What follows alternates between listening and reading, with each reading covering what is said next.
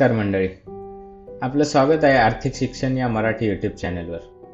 इथे आपण बचत, गुंतवणूक, आर्थिक नियोजन यासारख्या अनेक आर्थिक विषयांवरती चर्चा करतो. आजचा आपला विषय आहे म्युच्युअल फंड. मंडळी, आपण खूप ठिकाणी म्युच्युअल फंड हे शब्द ऐकले असतील, कधी मित्रांकडून, कधी कामाच्या ठिकाणी, कधी टीव्हीवर. पण म्युच्युअल फंड म्हणजे नेमकं काय? चला तर माझ्याच आयुष्यातील एक उदाहरण घेऊन बघूया. तुम्ही सर्वही या उदाहरणाची रिलेट करालच. मंडळी, मी जेव्हा लहान होतो तेव्हा मला मित्रांसोबत क्रिकेट खेळायची प्रचंड आवड होती, किंबहुना आजही आहे. आम्ही अगदी 6वी-7वीला असू, परंतु आमच्याकडे क्रिकेट खेळायला नीट बॅट नव्हती. लाकडाची एक साधी फळी होती, तीच घेऊन आम्ही क्रिकेट खेळायचो. एके दिवशी तर ती आमची फळी पण तुटली. मग आम्ही नवीन बॅट घेण्याचं ठरवलं, पण आमच्याकडे कोणीच एवढा पैसावाला नव्हता की जो नवीन बॅट घेईल. मग आम्ही सर्वांनी समसमान पैसे जमा केले आणि नवीन बॅट घेतली. ही सेम संकल्पना मित्रांनो म्युच्युअल फंडमध्ये आहे.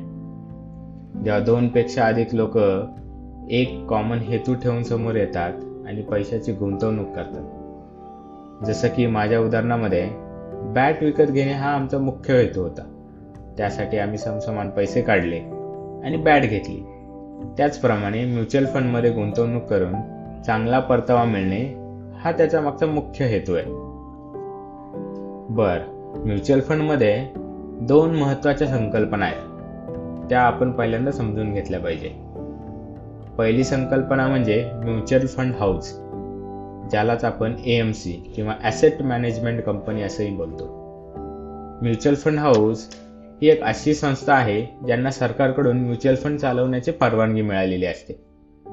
हे म्युच्युअल फंड हाऊसेस वेगवेगळ्या म्युच्युअल फंड योजना बाजारात आणतात. याचं उदाहरण म्हणजे SBI mutual fund, Axis mutual fund, पारक म्युच्युअल फंड ही काही या AMC किंवा म्युच्युअल फंड हाऊसेसची उदाहरणं आहेत. यानंतर दुसरी महत्त्वाची संकल्पना म्हणजे फंड मॅनेजर. मित्रांनो, म्युच्युअल फंड हाऊस अर्थात AMC एक किंवा अधिक व्यक्तींची फंड मॅनेजर म्हणून नियुक्ती करतात. आता या फंड मॅनेजरचं काम काय असतं, तर आमच्याकडून जी काय आर्थिक रक्कम या लोकांनी जमा केलेली असते, ती रक्कम पुढे गुंतवणूक करणे त्या रकमेची, हे या फंड मॅनेजरचं मुख्य काम असतं. म्युच्युअल फंडमधून जो काही पैसा जमा होतो तो पैसा फंड मॅनेजर विविध ठिकाणी गुंतवतो, जसे की शेअर मार्केट, सरकारी किंवा खाजगी बॉन्ड, सोने इत्यादी. म्हणजेच फंड मॅनेजर आपल्या वतीने त्याचा अनुभव व कौशल्य लावून आपले पैसे गुंतवतात. अर्थात AMC किंवा फंड मॅनेजर हे सर्व काही मोफत करत नाही, तर त्यासाठी अगदी नाममात्र फी ते आकारतात, जी की जनरली 1 ते 2% एवढी असते. हे फंड मॅनेजर मित्रांनो आर्थिक आणि गुंतवणूक क्षेत्रातील अत्यंत अनुभवी आणि कुशल व्यक्ती असतात. त्याच्यामुळे शेअर मार्केट असो किंवा गुंतवणूक असो, याची त्यांना एक्सपर्टीज असते. आपल्यापेक्षा तर निश्चित जास्तच माहिती असतं. तर मंडळी, हे झालं म्युच्युअल फंड म्हणजे काय. आता अनेक जणांना प्रश्न पडला असेल की म्युच्युअल फंडमध्ये गुंतवणूक कशी करायची. 2 मार्ग आहेत. एक तर तुम्ही एजंट मार्फत गुंतवणूक करू शकता, आणि दुसरं म्हणजे डायरेक्ट AMCच्या वेबसाईटवर जाऊन किंवा झिरोदा, ग्रो, एंजल वन यांसारखे ॲप्लिकेशन वापरून तुम्ही गुंतवणूक चालू करू शकता. अगदी 100 रुपयांपासून म्युच्युअल फंडमध्ये गुंतवणूक करणे शक्य आहे. त्याच्यामुळे अगदी कुणीही म्युच्युअल फंडमध्ये गुंतवणूक करू शकतं.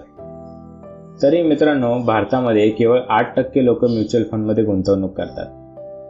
हाच आकडा अमेरिकेसारख्या प्रगत देशामध्ये 30 ते 40% एवढा आहे. आपण जर भारतातील मागच्या 20 वर्षाचा म्युच्युअल फंडचा इतिहास बघितला तर साधारणपणे कमीत कमी 12% एवढा परतावा मिळालेला आहे. एक उदाहरण देऊन सांगतो. जर तुम्ही 1 लाख रुपये 20 वर्षांसाठी म्युच्युअल फंडमध्ये गुंतवले तर साधारण 12% प्रमाणे 9,64,000 एवढी रक्कम होईल. हेच जर पैसे जर तुम्ही बँकेमध्ये फिक्स डिपॉझिट करून ठेवले तर बँक तुम्हाला साधारणतः 7 ते 7.5% एवढाच परतावा देईल. म्हणूनच मित्रांनो, म्युच्युअल फंड हे गुंतवणुकीचे एक खूप चांगलं माध्यम आहे. मात्र तुमच्याकडे संयम ठेवण्याची ताकद हवी. लक्षात ठेवा, पैसा कधीही झटपट बनत नाही, त्यासाठी वेळ द्यावाच लागतो. म्युच्युअल फंडमध्ये गुंतवणूक करून लगेच चांगला परतावा मिळावा ही अपेक्षा चुकीची आहे. माझ्या मते तुम्ही कमीत कमी 10 ते 15 वर्षांचा गुंतवणुकीचा कालावधी डोळ्यासमोर ठेवूनच गुंतवणूक केली पाहिजे, जेणेकरून तुम्हाला जास्तीत जास्त फायदा होईल. जसे की समजा तुम्हाला लहान मुलगा किंवा मुलगी असेल तर त्यांच्या नावे काही रक्कम म्युच्युअल फंडमध्ये गुंतवणूक करून ठेवा. मग ज्यावेळी त्यांना शिक्षणाची गरज लागेल किंवा लग्नासाठी पैसा लागेल त्यावेळी तुम्ही हे पैसे म्युच्युअल फंडमधून काढू शकता, जेणेकरून तुम्हाला खर्चाचं कसलंच टेन्शन राहणार नाही. तर मंडळी, मी आशा करतो की म्युच्युअल फंड हा विषय तुम्हाला समजला असेल. जर तुम्हाला म्युच्युअल फंडबाबत अजून काही प्रश्न असतील तर कमेंट्समध्ये कळवा. मी नक्की त्यावर व्हिडिओ बनवण्याचा प्रयत्न करेन. धन्यवाद.